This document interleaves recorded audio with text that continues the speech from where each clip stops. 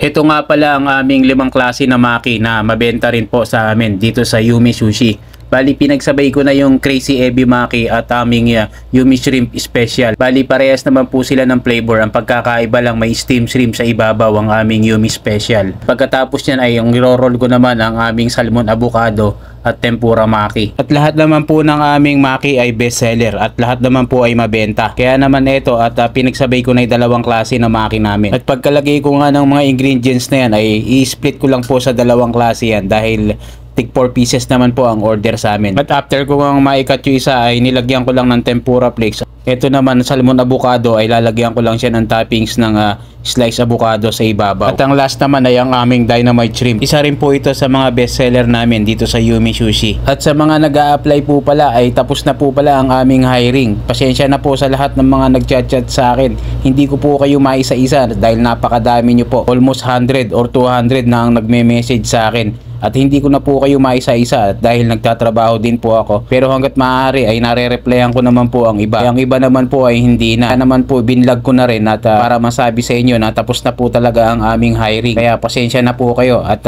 meron na po kasi kaming nakuha. Ganun pa man ay nagpapasalamat pa rin po ako sa mga nag-PPM po sa akin at sa mga nagtutuwa sa mga vlog ko.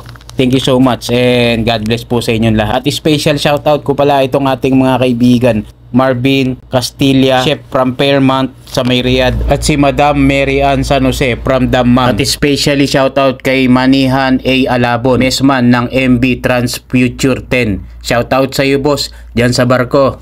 At pagkatapos ko nang lagyan ng toppings itong aking mga order ay ilalagay ko na sa labas. Siyempre ala naman ibang magte-take out yan kundi ako lang din. At hanggang dito na lang po ang aking vlog. Thanks for watching. God bless everyone.